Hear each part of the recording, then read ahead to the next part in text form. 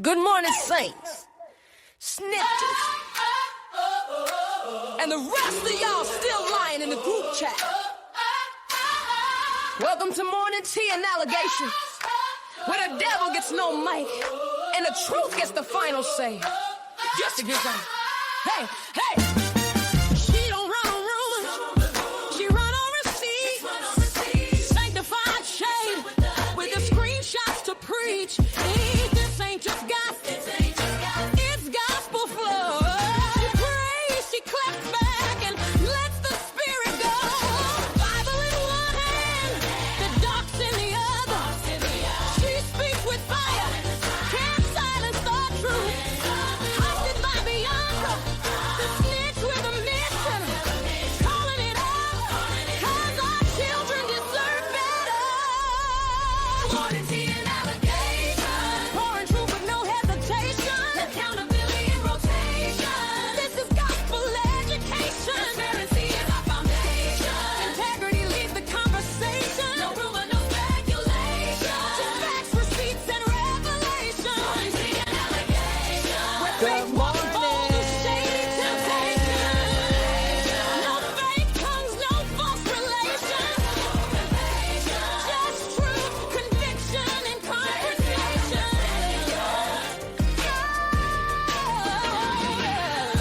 Morning tea and allegations. Snitches on the airwaves. Known again, yeah. Snitches on the airwaves. Morning tea and allegations. Snitches on the airwaves. Yes, indeed. Amen, amen, amen. Snitches are on the airwaves. Good morning. Good morning, good morning, good morning to you. And welcome to Morning Tea and Allegations, Season 4, Episode 3. And the title of today's episode is The Math Ain't Mathin'.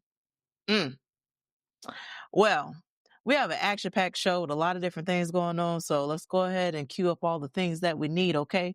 Because we just need to go ahead and get started with our church announcements. Okay, so the Sunshine Education Coalition is kicking off the parent code, okay?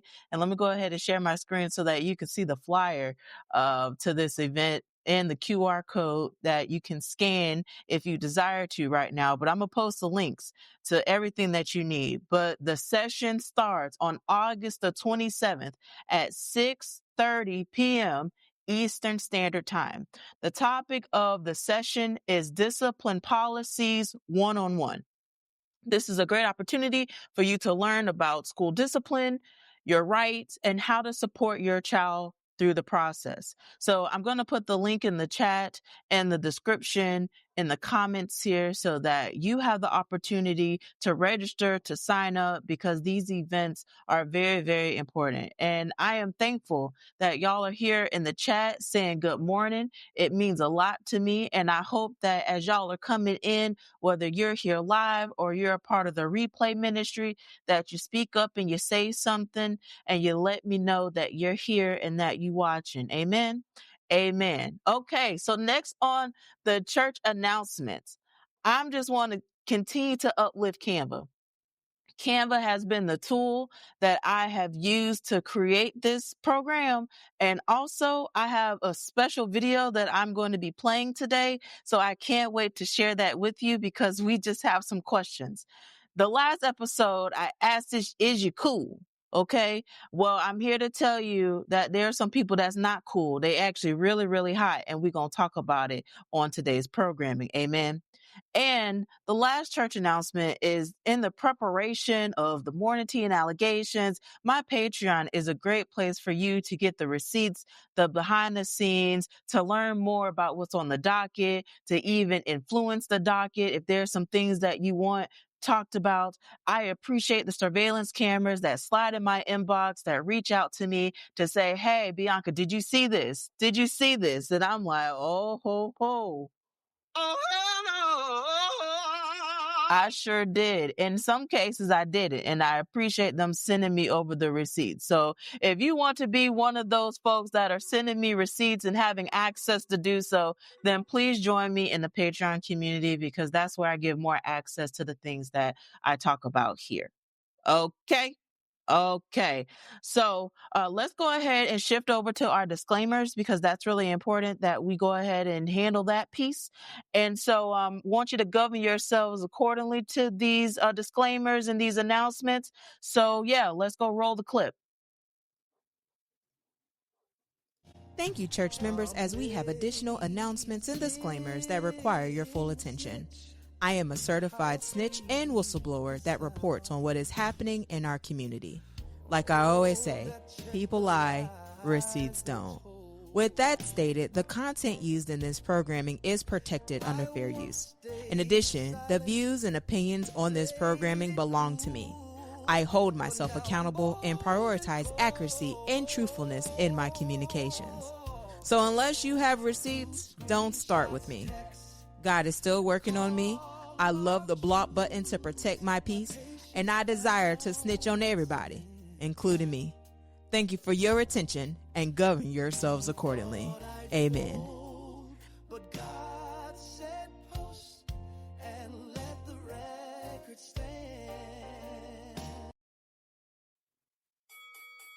Yes, indeed. So govern yourselves accordingly to those announcements, because we need to go ahead and get started. We have an action-packed show. Like I said, we have a lot of things that are on the docket. So let's go ahead and take a trip to Oklahoma. Okay.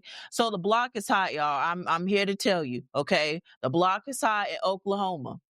We have a superintendent that is making teachers from blue states pass an American First test before they can ever set foot in the classroom. Okay. Also, this is the same superintendent that is under investigation for explicit content that was on his office TV. And I want to unpack all of it. Okay. So let's talk about the American First exam. So Superintendent Ryan Walters. Yeah. So he partnered with PragerU.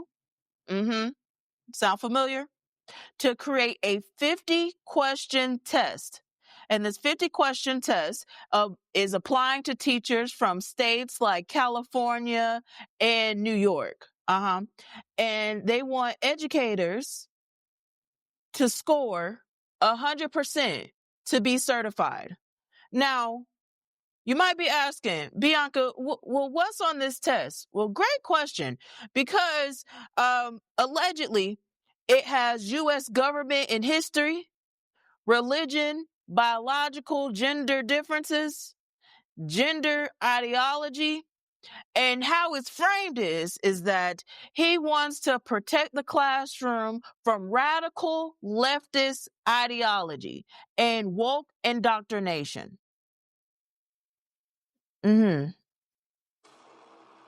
Now, what's interesting is that this superintendent is under fire for the things that is going on around here, but I just find it interesting, and I want to know, would you take a test like this in order to be certified? I just want to know. So sound off in the comments if you're willing to take a test like this in order to work in the classroom, because it's already hard enough to get educators as it is. Okay. So adding extra obstacles and stuff, I don't know. I know that I'm not, but I'm wondering, for those that are here live and those that are in the replay ministry, would you take this type of test? Okay. Now, the scandal of it all is the audacity that he wants educators to take this assessment. But the State Board of Education had a meeting, and 2 school board meetings said that the superintendent office TV was showing explicit new content. So let's go ahead and roll the clip, because the folks are snitching.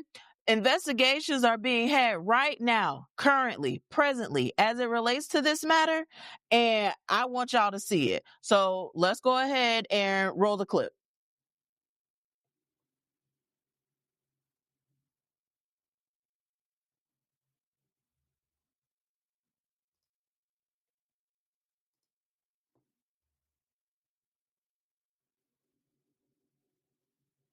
We're now seeing the TV in State Superintendent Ryan Walters' office and what a third-party digital forensics team found after inspecting it.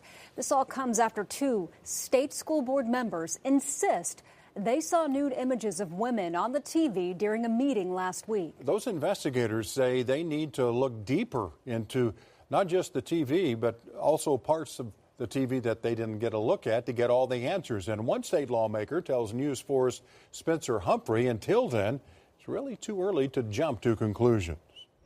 There actually might be one thing everyone can agree with State Superintendent Ryan Walters about this week. A lot of questions need to be answered. That there's still a lot the public and lawmakers would like to know when it comes to nude images two state school board members claimed they saw playing on Walters' office TV last week. Inappropriate content on a state-issued device is certainly a serious incident. The state's Office of Management and Enterprise Services brought in a digital forensics team whose experts got up close and personal with Walters TV this week, trying to get to the bottom of what was playing and how it got there. In short, though, their report concluded there's just no way to know by looking only at the TV, saying the TV doesn't have the ability to log what someone is watching at any given time. We told you the board members claimed they saw multiple fully nude women doing something involving a chiropractic table. As for what Walters claimed to see, his answers have, well, changed. Last Friday, his spokesperson described it to the Oklahoman as an alleged random TV cable image. 2 days later, though, Walters said, "I have no knowledge of what was on the TV screen during the alleged incident." And then at a press conference Tuesday, he claimed he did know what was on. What's being shown on all of your networks right now?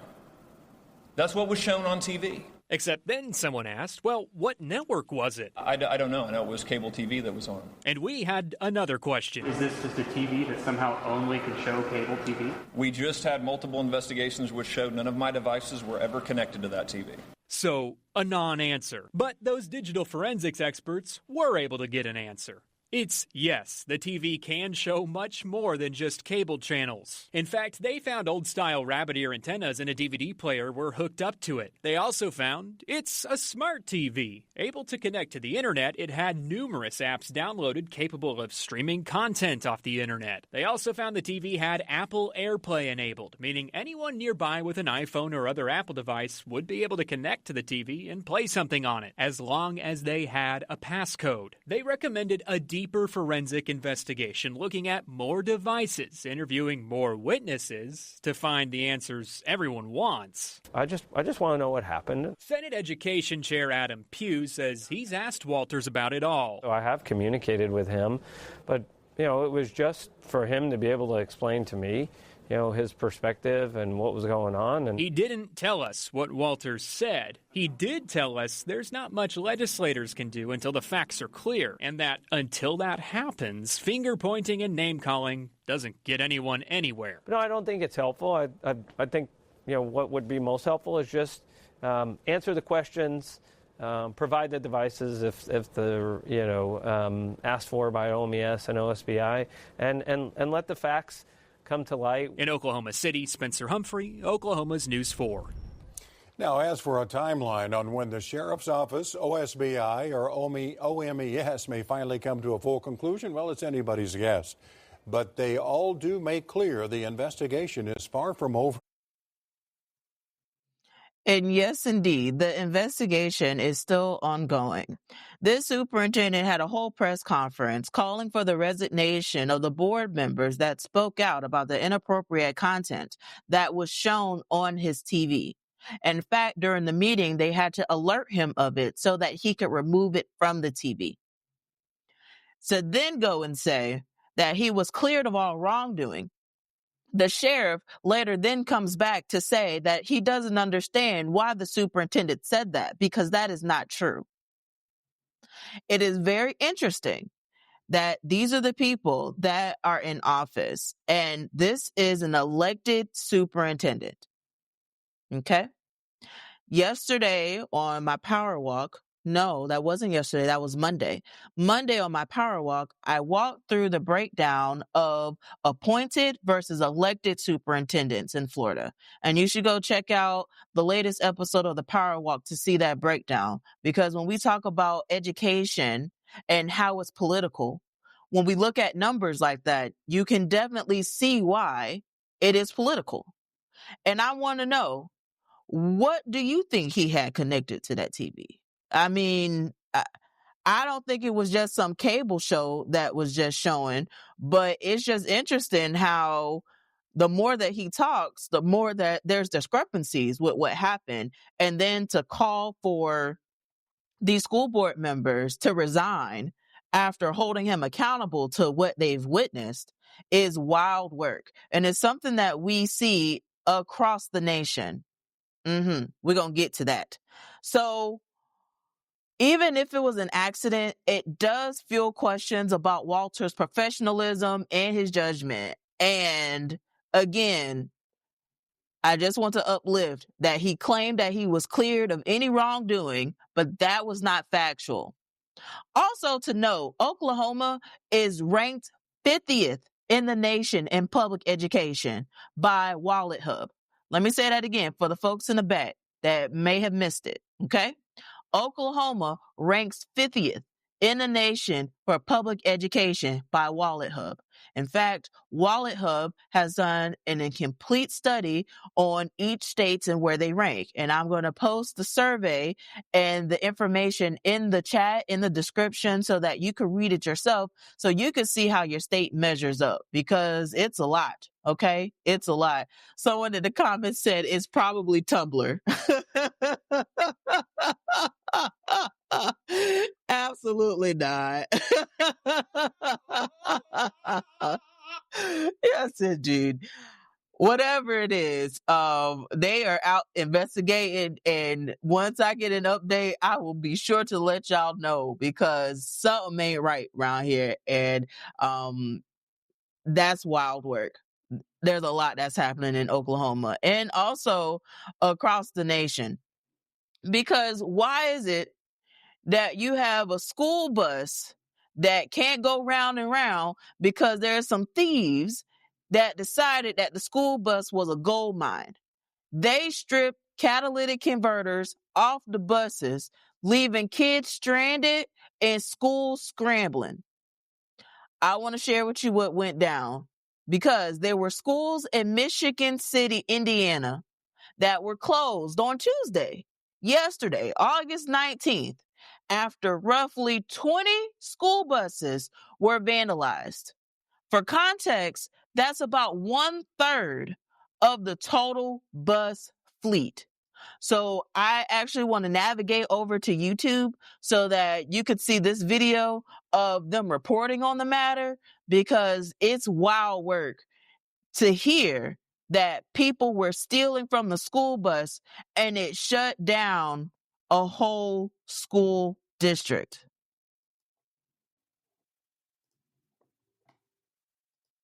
Good evening, and thanks for joining us at 5. I'm Caroline Clapp. And I'm George Mallet. Schools in Michigan City were closed today because thieves swiped the catalytic converters from roughly 20 school buses. When school bus drivers showed up this morning, they were unable to start their buses, and that's when the discovery was made. And our John Kim is in Michigan City tonight with the story. Hey there, I'm in Michigan City area school services building, and right behind me is a bus garage. And the police say about 15 to 20 school buses got vandalized. Because of that, it's been less than a week since the new school year started here in Michigan City, but students were told to stay at their homes instead of schools.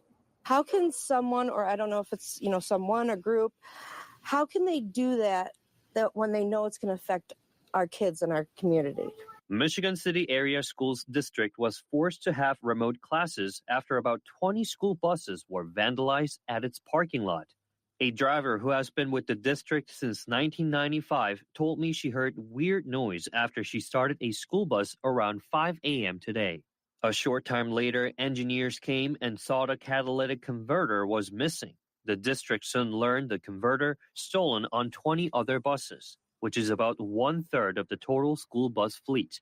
making the school bus operation impossible. And this is the drop-off zone for the parents. And this morning I was wondering why the cars weren't out there. I didn't hear children. My dog wasn't barking. This morning, the district decided to have remote classes, and students from K to 12 stayed at their homes. On August 19th, the Michigan City area schools will be operating on an asynchronous e-learning day.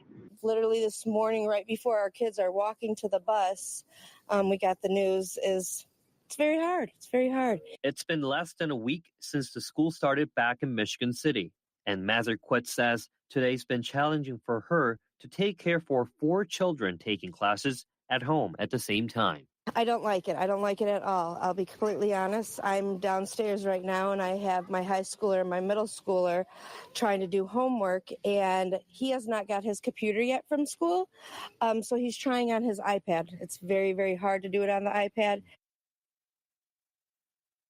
And we have some information for tomorrow's school bus schedule in Michigan City. Take a look at your screen.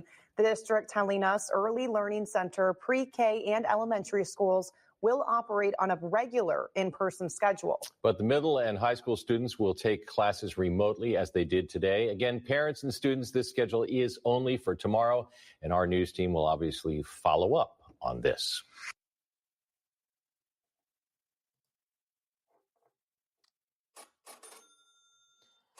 So currently, today, you have students that are in middle and high school that have to do e-learning because there were people, or maybe a person, that decided to steal all of the catalytic converters off school buses with no regard to how that would impact the children.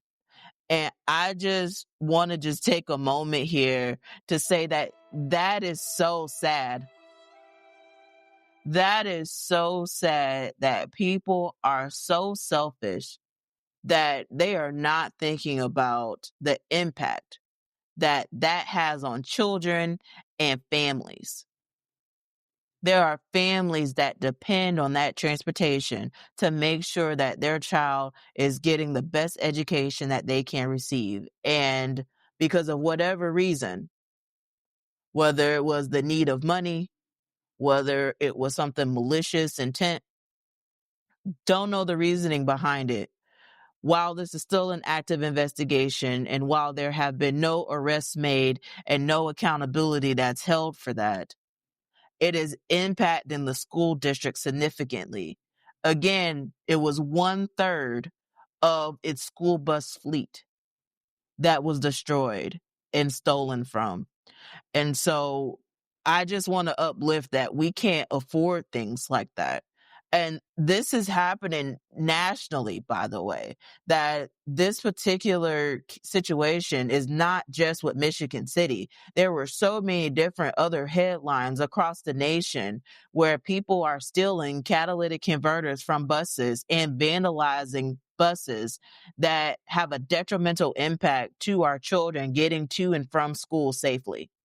So I just want to uplift this to say that for the people that are out here stealing, I'm sure you're not watching my content, but we have to be better humans to each other because our children deserve better. And this is an example of how actions have consequences. And it costs the school district a bunch of instructional time and transportation logistics. So I saw that and was very interested in all of it. Taking this travels to Florida. Currently, right now, Florida is having their State Board of Education meeting. I felt like this would be a great time for us to actually go navigate to the website in real time live. And again, for those that are on the replay ministry, you will have access to see all the things that are happening in the meeting. But I just want to just share with you the process in order for you to see what is happening with these school board meetings. So this is the Florida Department of Education's website. I'm going to post the link in the chat, in the description, in the notes so that you have access to this information too, particularly if you live in the state of Florida and you have children that are in the education system, it is important that you know the conversations and the things that are happening. There are a few things that I'm going to talk about today that relate to this. So let's go ahead and see what's going on here. So if I click on meeting webcast, it takes me over to a new tab, which is the Florida channel. And then I can click here and let's see what they're talking about. There's no appellate opportunity from the Education Practices Commission where the State Board of Education is involved. If anything, it would go to the First District Court of Appeals, and that would be, I know, Dave, I'm doing your job. Sorry about that. You are the general counsel. But essentially, if there is, if you don't know who this gentleman is, he is the new commissioner of education that was appointed by Governor Ron DeSantis. Hearings first before the First District Court of Appeals, or does it go straight to the first DCA, or does it depend on the case?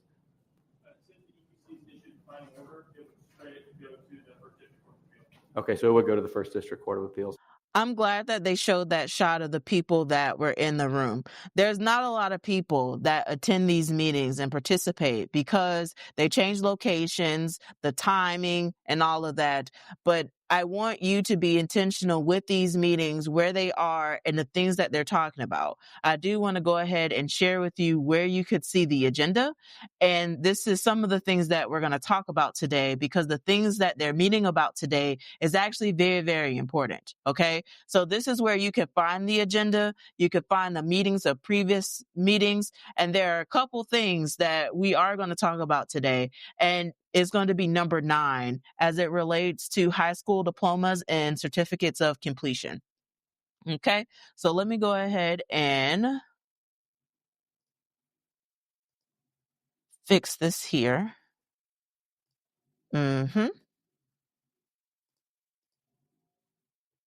All right. So on my screen here, you have the consent item that I was just telling you about that we're going to talk about with the Florida Department of Education, their state board meeting. And to the right, we have Representative Susan Valdez. Okay. Florida has rolled back the controversial certificate of completion for students.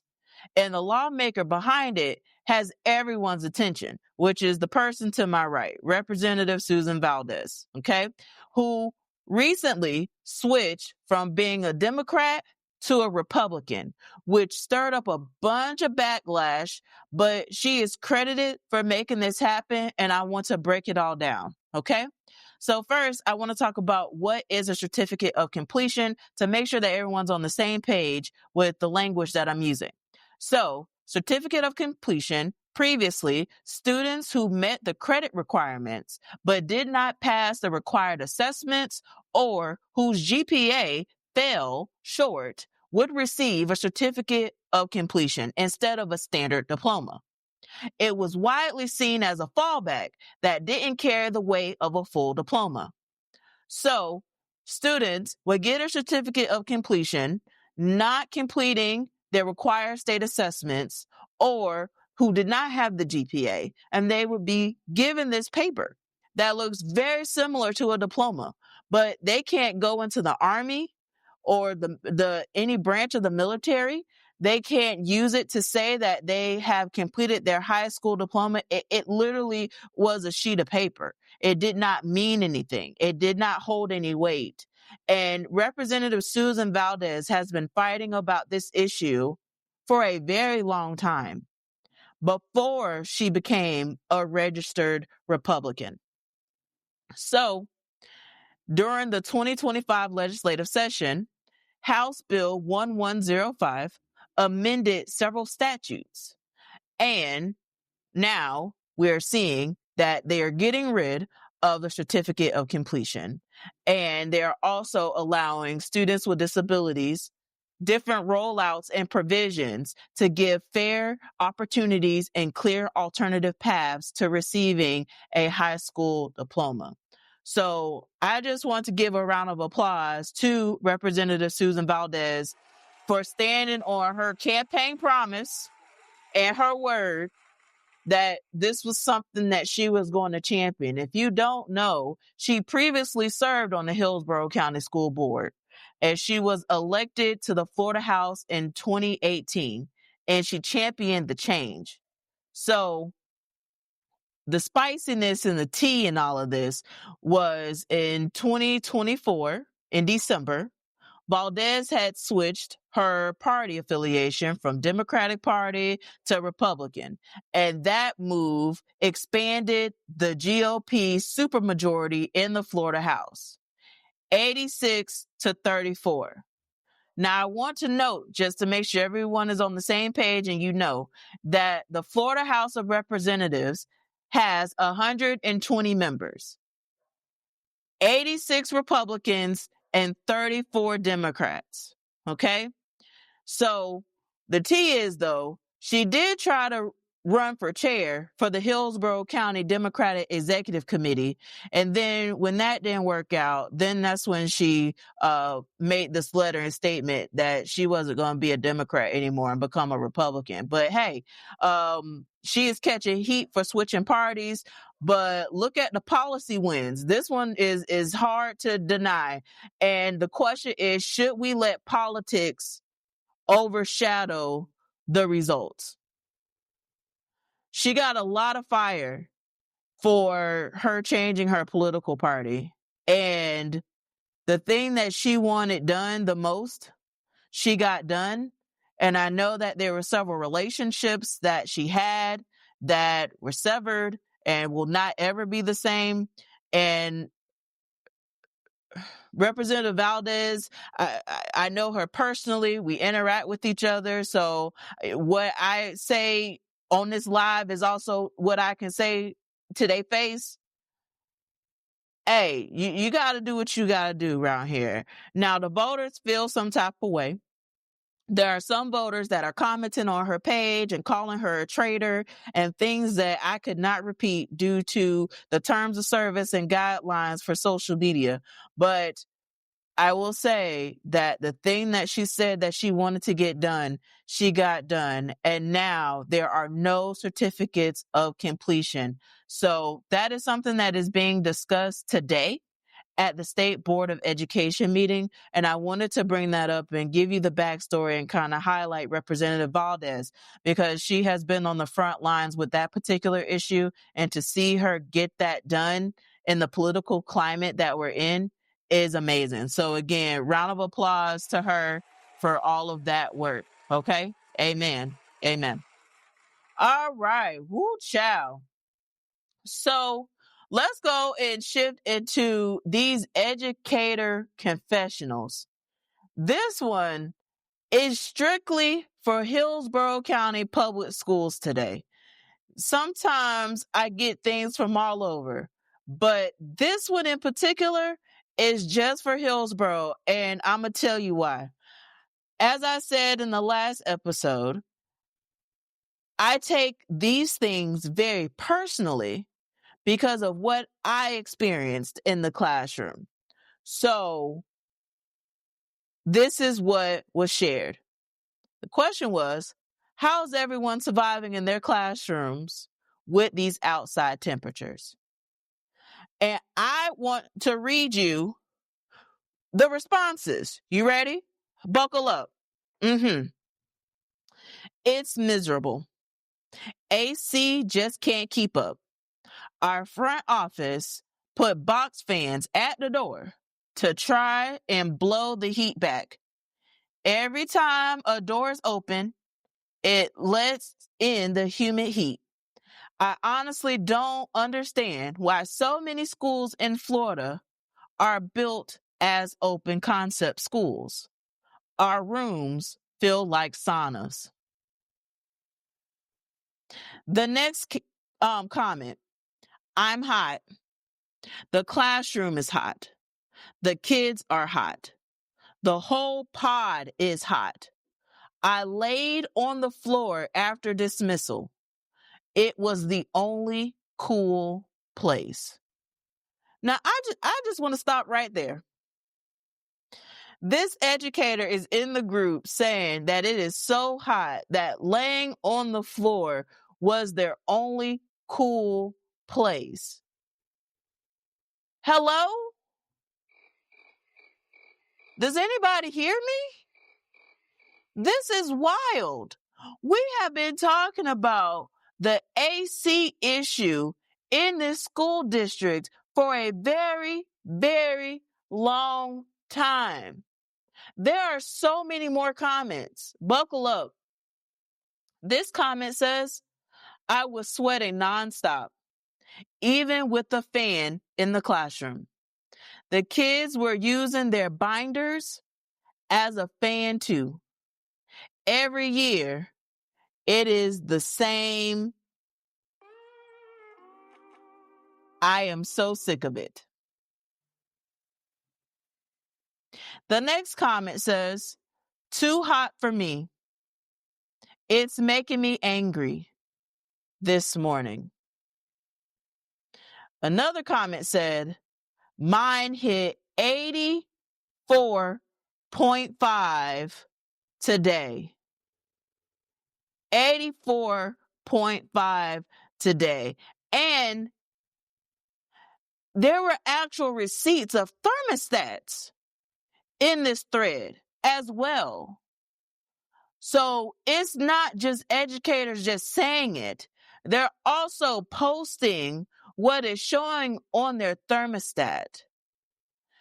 I just want to take a field trip back to 2023, where Chris Farkas, okay, the name sounds familiar. I've been talking about him for years, who works as operations in Hillsborough County Public Schools. Chris Farkas has been in the media saying that we are doing so much to make sure that we have AC in our schools. I just want to take a field trip to 2023. Come with me, okay? So that you can see what he said some years ago, okay? About how they was remedying this issue. So let's go ahead and roll the clip.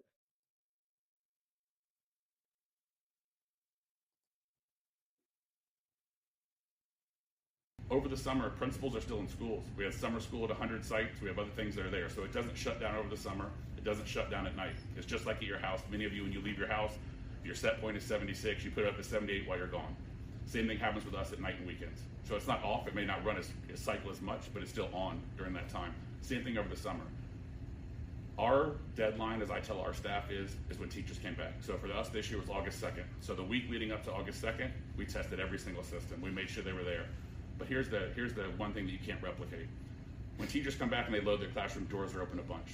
About 60% of what air conditioning system does in Florida is take humidity out of the air. When you open a door, that humidity is right back in there. That's one thing with a teacher. But when school starts and you're in a high school and you open your doors at least every 50 minutes and keep them open while everyone comes in and out, there's also people that go to the bathroom and do things like that. So the reality is you can't replicate that in any system. So even though it's working great, Murphy's Law is there's still going to be some things that break and things that shut down with that push. The heat of being up to 95, 97 may seem hot, but it actually is a bigger problem for us. 93 to 97 is a big difference when it comes to air conditioning systems and what they can handle. Those 3 or 4 degrees make a difference. So those two things have really pushed us this year. But I will say, our guys are working really hard, and we're in a better situation this year than we were last year. So educators, okay, I want y'all to sound off, particularly the ones that have been in the school system in 2023 when this video was published. Okay, I'll post a link so that y'all could see it. Now, the district, they turned the comments off, so you can't go comment on the video, but you can comment on mine. So from 2023 till now, I want to know, has it gotten better? From the things that have been told to me, it hasn't. And this is why they have articles coming out, like the one that I showed you last episode, saying how there was so much money that was spent on fixing these AC units. And here we are still, okay? Imagine that. So I decided that we just needed to just have a conversation with Chris Farkas, okay? So let me go ahead and get prepared for that, because I called him out last episode, but it seems like I'm just going to have to keep talking to Chris Farkas until we get something together. I want people to know that heat exposure has been linked to reduced attention spans, lower memory recall, increased fatigue, and all of that influences academic engagement. Before we move on, it's time to have our praise break selection. The song is called Fix the Air, Chris. The lyrics will be on the screen for you to follow along. Let's cue the praise break. Fix the air, Chris. Don't play with the kids. Fix the air, Chris. Don't play with the teachers. We too hot, we too tired. Lord knows we don't deserve this. Fix the air, Chris. Fix the air. We can't teach in a sauna. We can't learn in the heat. Teachers and children deserve better. So fix the air, Chris. Please. Chris Farkas, we are talking to you. Let the record show. Our children are too hot to learn. Our teachers are too hot to teach. And the AC been broke too long. Fix the air, Chris. Don't lie, don't play with the kids. Hey, fix the air, Chris. Don't play with the teachers. We too hot, we too tight, we too. Lord knows we don't deserve this. Fix the air, Chris. Fix the air. Receipts don't lie, but your words repeat. Ears in the seats still bringing heat. We don't want flawless, we just want fair. Air cold, air blowing in every chair. We can't teach in a sauna. We can't learn in the heat. Teachers and children deserve better. So fix the air, Chris. Fix it. Oh, Chris.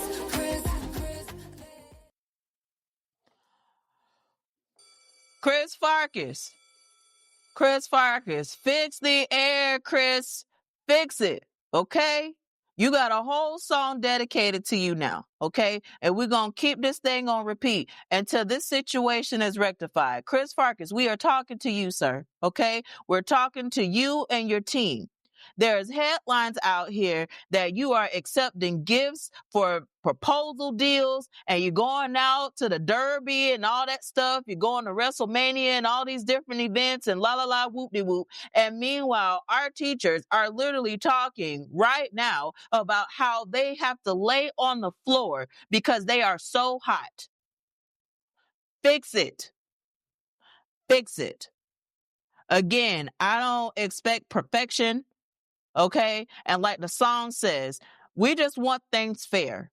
Okay. And our children and our educators should be able to come to the classroom and to be in safe working environments in order to do their job so that teachers can teach and students can learn. Amen. That's all we're asking. Okay.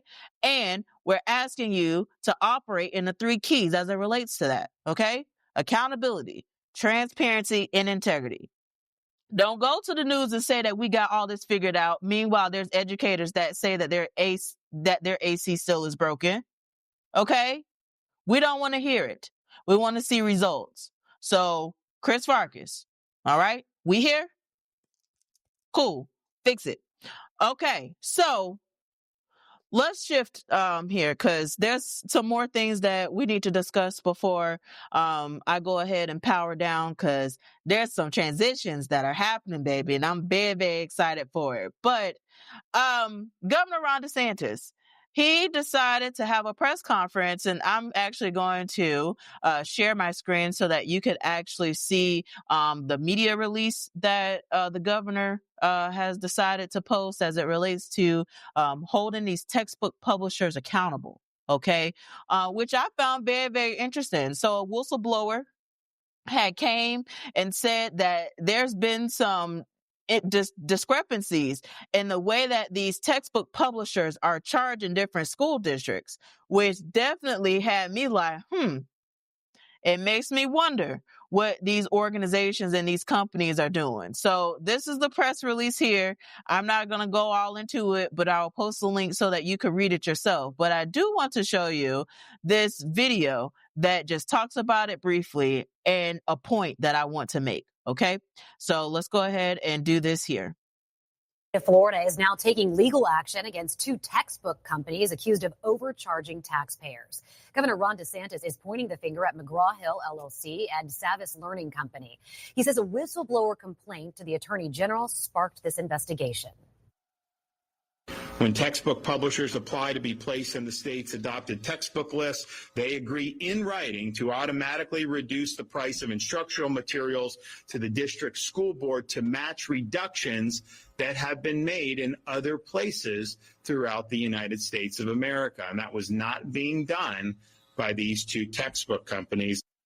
The Attorney General's office tells us that there have been at least 5,900 instances of overcharges. Neither company has publicly commented on the lawsuits. Now, I just want to make this note here that when Governor Ron DeSantis had this press conference and some of the education related conferences that he has staging, that's right, in front of him. And it says the education state. And what I find very interesting to this is that he is celebrating that Florida is the education state, meanwhile paying the educators 50th in the nation.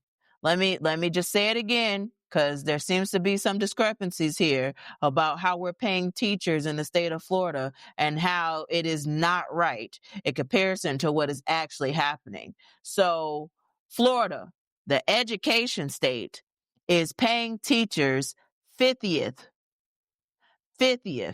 in the nation. Okay?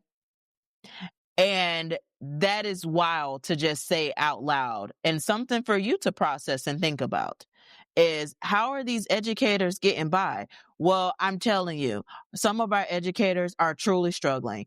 And there are some districts that are going through contract negotiations and are fighting to get raises and compensation and just getting their steps and the time of service actually accounted for.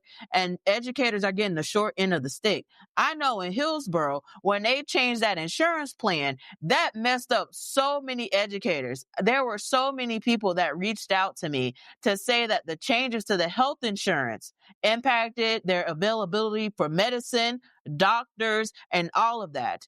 And that comes at a detriment to our educators. Again, that's trying to teach our kids. That's trying to make sure that our students have an opportunity to be prepared for life. And I'm going to keep talking about it. I'm going to keep highlighting this. I'm going to keep telling you the facts, the figures, giving you the receipts, because it is important. This is important. Our children matter. Our children deserve better.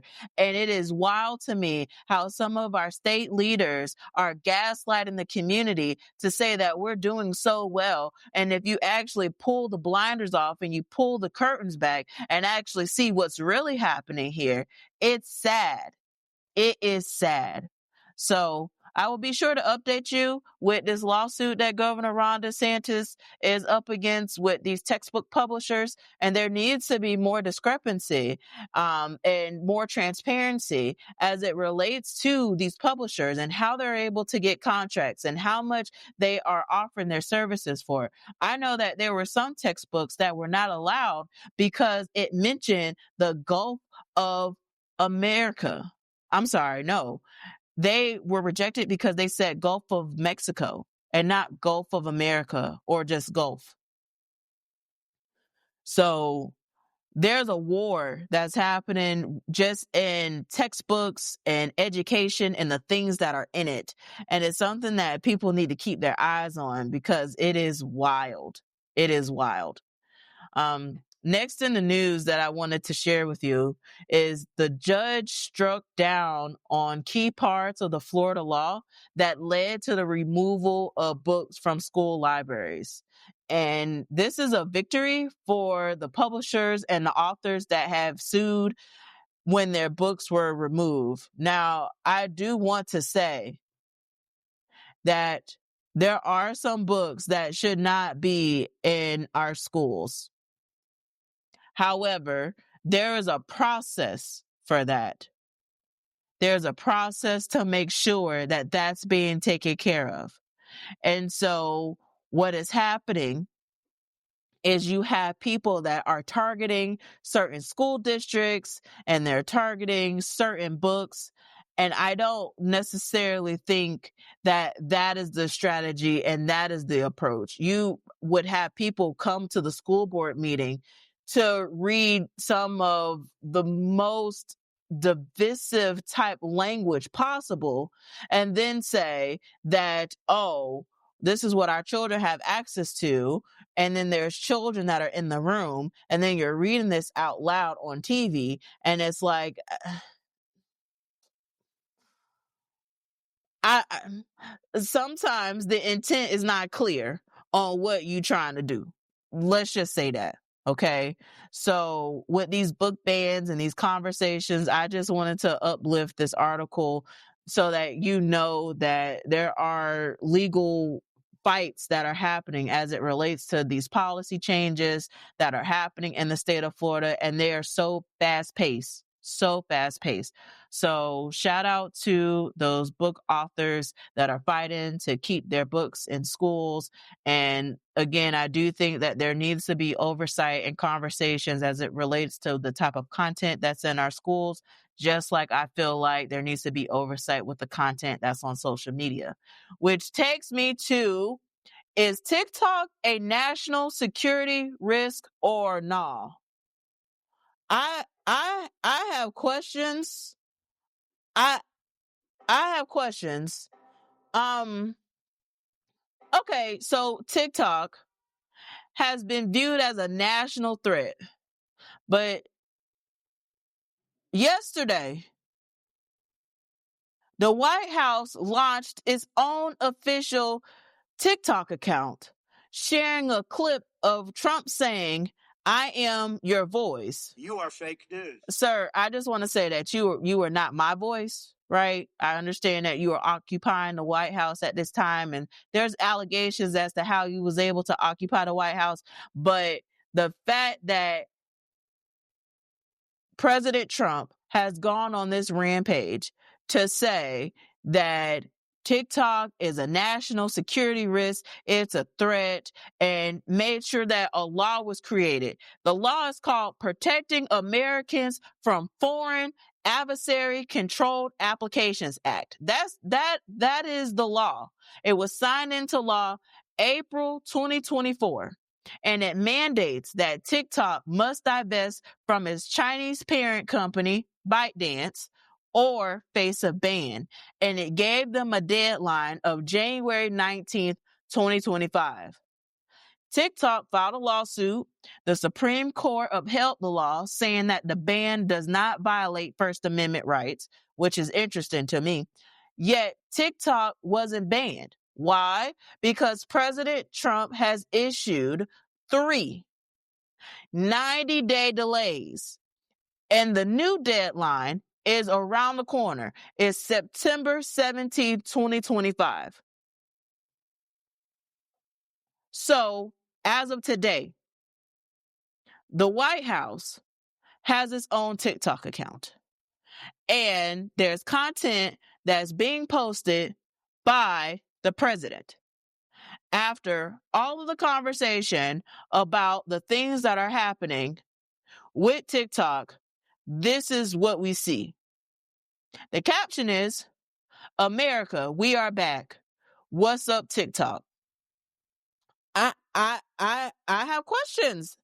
I'm glitching because it's like all these years you say that this app is a national security risk and you say all these different things about China and all that type of stuff. And then you are literally on this app. So all I'm going to say is this, okay? For the folks that conduct their business on TikTok, whether you have monetized content or you are a TikTok seller, okay? Make sure that you save your data, okay? I'm going to post the link in the description and also the chat so that you can go to the link directly from TikTok so that you can get the instructions on how to download your data, okay? You need to do that before September 17, 2025, because we don't know what's about to happen. Because TikTok has made it clear that they're not selling, and there have been allegations that TikTok is creating their own platform for U.S. users, which then TikTok says that that's not true. And there's a lot of misinformation, disinformation, and just a whole bunch of propaganda as it relates to that. So unfortunately, I can't tell you anything with fidelity about that. What I can tell you is that this is the link from TikTok so that you could go save your data, because according to the law, there's going to be something that happens on September 17, 2025, whether this is pushed another 90 days for the fourth time or by the TikTok. I don't know. So save your data, diversify your platforms, and keep your eyes on this and be ready to shift and adapt. Okay?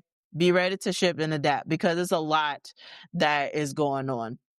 So I want to close you with something that I'm creating. I don't have the flyer for it yet, but I will very, very soon. On August the 28th at 8 p.m. Eastern Standard Time, I will be hosting a free workshop titled The Pressure to Sext. The Jacksonville FBI partnered with St. Johns County Sheriff Rob Hardwick and Duval County Public Schools Police Chief, and they held a press conference to alert parents, guardians, and school leadership about the sharp increase of sextortion cases and bad actors that are targeting children online. They say that the data shows a 60% increase of complaints compared to 2024. 60% of increased sextortion cases. So we're going to be talking about sexting, emoji messages, and acronyms that you need to be aware of, and some important stories to highlight, because it is a very real thing that is impacting our kids. And unfortunately, there are so many different platforms that our children are on, that they're participating in, and different apps that they have access to. And unfortunately, in this, children are being harmed. And so I want you to mark your calendars for August the 28th at 8 p.m. And it's going to be hosted by Teaching for the Culture with Check the Cell Phone. So, yeah. I just want to thank you for watching Morning Tea and Allegations, participating in the chat. And I see a comment that says CapCut is involved too. Yes, absolutely. When TikTok went down in the US, CapCut also went away. And I want people to be very intentional with that, because there were people that had their content saved in drafts that wasn't posted yet. They had different things that were set up. Some even had yearly, monthly subscriptions that they were paying for these different tools and then have access to it. And so I just want to continue to uplift to please be intentional with your data, to please make sure that you are diversifying the platforms. And it is very exhausting, because there are so many different platforms that come up with new rules as it relates to monetization and just showing yourself online. So, but this is a note that September the 17th, you need to be prepared for if you are one of those monetized content creators or TikTok sellers. When the app went down back in January, there were some TikTok sellers that couldn't even get access to their orders and to be able to finish the fulfillment of the orders that they have. So this is just a note to just make sure that you have a flow, that you're able to get access to your customers' data and information, because there's a lot of different things that are happening. But to see the president now uplift that he has a TikTok account, when TikTok has been very clear on their stance as it relates to their platform, I don't necessarily know what is going to happen on September 17th, but I'll be sure to be right here to report and let you know. And if there's additional details, I'll be in my Patreon and I'll be on YouTube and my different spaces on the internet so that you can get that information. I hope that you have an amazing day. I hope that today aligns with everything that you desire today. And again, I'm calling Chris Farkas out personally today because, as I said in the last episode, this is personal for me. Our educators are personal for me, particularly Hillsborough County Schools. That's personal for me. Okay. There's a special love there. And regardless of what country I live in, regardless of what zip code I might be in, I still will forever advocate for our educators and our students because I made a promise to my students in 410. Speaking of which, I'm getting messages from my students that are graduating from academies and they're doing amazing things. And I'm just so thankful to just have the impact of a teacher after all these years of not being in the classroom and still having the impact to our students. And that means so much to me. So I hope that y'all have an amazing day. Y'all be blessed. And until next time, peace.